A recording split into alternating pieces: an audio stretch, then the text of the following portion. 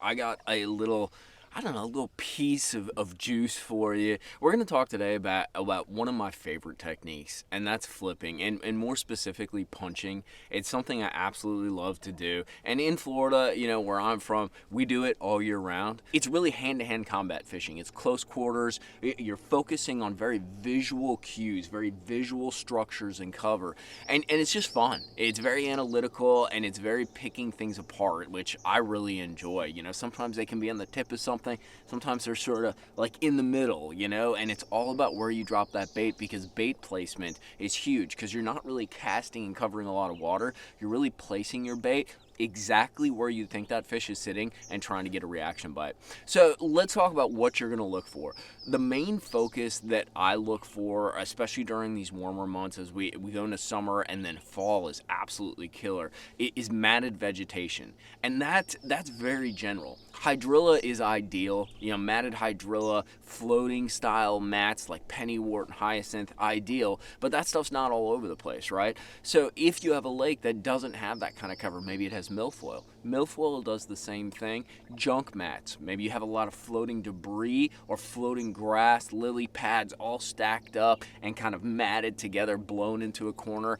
Anything that creates something that has a canopy, basically kind of a roof over their heads, an umbrella for that sunlight, something to create some shade. And they like that for two reasons. One, it's a great piece of cover. They can jump out of there, or within that cover actually ambush like prey, bluegill, especially bluegills, shad, little minnows, frogs, all those kinds of things.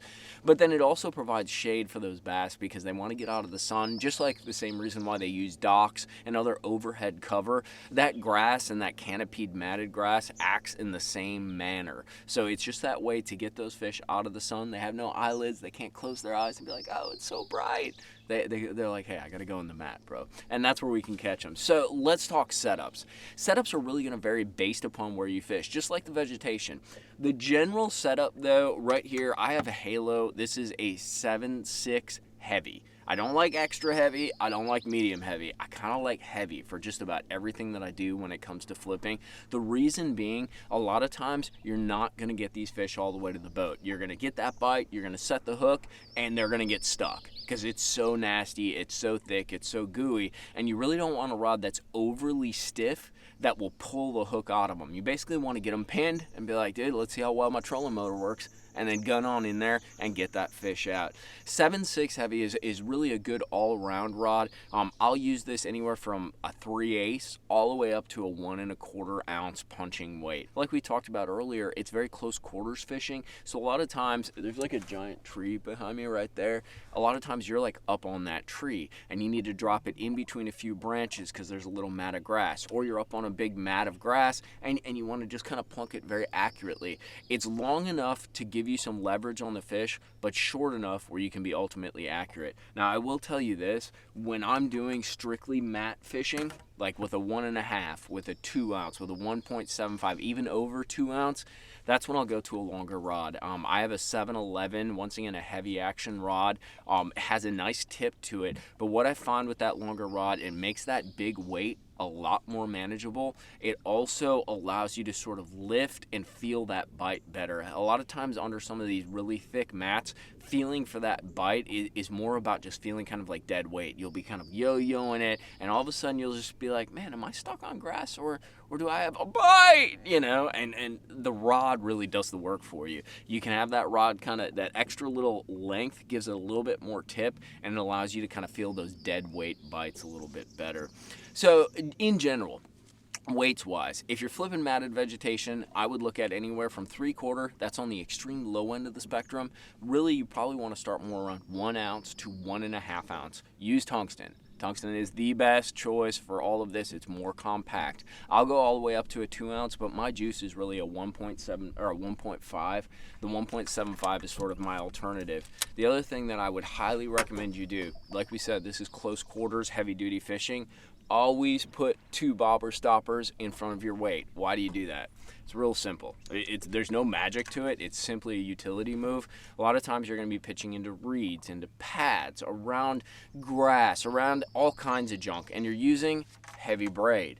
So heavy braid is almost like a saw. So not only does it saw through the vegetation, it saws through those bobber stoppers, and basically you can go through a day, you're flipping for 6 hours, you're exhausted, and you look down at your rod and your bobber stopper's gone because you only put one on.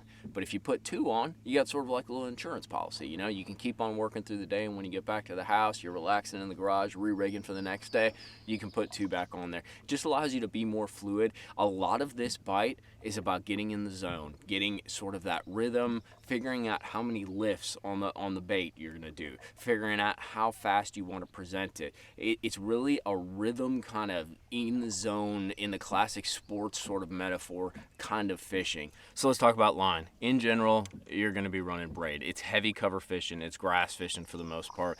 There are exceptions though. I will run fluorocarbon. It's usually 18 to 25 pound, and that's for when I'm going around stuff. And one of my favorite baits for doing that is this guy. It's a Gambler Ace, just a stick bait, super all-purpose utility bait, and that's basically when I'm pitching sort of for that glide bite. I'm pitching around pads, I'm pitching around grass, I'm pitching strands of grass that are kind of out in maybe a creek channel or a little deeper water.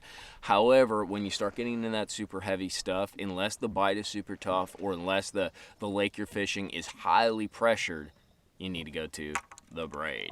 And the reason for that is you might get a few less bites, but you're going to land more fish. Braid wise, I'd look at 50 if you're in fairly sparse stuff, but really the juice that everybody uses is 65. I actually use a little different approach. I use what's called Daiwa Samurai braid. It's a waxy style braid. The reason I do, it's a little quieter. A lot of times I'm yo-yoing the bait under the mats, and it doesn't have that sawing sound that your more traditional Power Pro and standard braids get when you're actually fishing around that vegetation. However, when I'm using those waxier braids, they tend to nick up and break when you get those nicks if you're fishing around heavier cover. So I actually go up to 80, but it is a lower diameter line. So anywhere 50 to 80, depending on the heaviness of cover, you kind of got to figure it out for your style lake. The other big trick with your setup, and you can do this on fluorocarbon, it's very hard to tie, but as you can see, I got a little boxer craw on here, and it's a straight shank hook. So I actually have that hook snelled. We'll rip this boxer craw off, and the reason for that is what it ends up doing is it kicks that hook out. So basically, along with the braid, that low stretch line, I don't really need to set the hook that hard. I can just kind of lean into them. You know, I still put it to them pretty good because I want to get them coming out of the cover, but I highly recommend using a straight shank, pretty heavy gauge hook. You can see that's a pretty stout hook right there, and then using that snell knot really allows you to have better hookups, especially with those dead weight or those very funky bite fish. The last thing is the age-old question: craw versus creature. Now, we talked about the stick bait. The stick bait I'll use around cover and sometimes punching through some very, very tight vegetation where I don't want sort of kicker or appendages. But the reality is a lot of this, what we're doing is in summer, so you want more of a waving sort of appendage action. The fish are more active, you want to displace more water, and it's really about that glide and that fall. So really the stick bait is my around cover, and then if the fish are in a super funky mood. But what I usually do is this. My concept is I'll start with a creature style bait, just like this Gambler Stinger right here. Has nice kind of flapping appendages, has a brim style body, because usually that's what's up in this grass is a lot of bluegill, a lot of brim, shellcracker, things along those lines. Even frogs, kind of looks like a frog. So it mimics that. It's a little bigger bait, and because of the diameter, that's what's kind of cool with these creature baits is they're thinner, so they actually slide through pretty well. However, there's some days in summer, those light cold fronts that you get, the fish get in a funky mood, or you're flipping some extra heavy duty stuff, like super gooey, super thick stuff. That's usually when I go down to a craw. Either when the pressure's up, the fish aren't biting very well. Craws are usually downsized. This boxer craw is kind of like a compact style craw. Has kicking appendages, but a little bit different, little boxing glove type things, but the reality is it's more compact. So if I put this on a 1.5 ounce and I put this on a 1.5 ounce, I'm going to get through the mat more times with that Craw, just because it's more compact and it's easier to slide through the mat. So you got to think about fish activity level, what they're doing, what kind of the state of your fishing impoundment, your fishing lake is, but then also think about the cover that you're fishing. What's the most efficient, easy way to get through and make drops? Because in the end, it's a game of numbers. It's all about making drops. The more drops you make, the more bites you get. We do a little bit of flipping, pitching, and punching. It's one of my favorite techniques, but go try it. It's one-on-one, hyper intense, hyper cover, super heavy duty, braided line kind of fishing. It's all the best things of bass fishing combined in one. So give it a try. Drop your comments below if you have anything to add to this video. We'll see you out on the water, boys. Tight lines.